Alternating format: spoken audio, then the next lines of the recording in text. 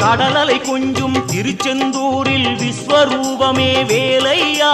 பழமுதி சோலை அறுபடை வீடும் புண்ணிய தரிசனம் முருகையா திருநீர் அணிந்து வரும் போது நெஞ்சில் நிம்மதி பிறக்குது கந்தையா சுகனே சிவனார் மகனே உன்னை பாட பாட சுகமாகுதையா வேல் முருகா அரோகரா அரோகரா வேல் முருகா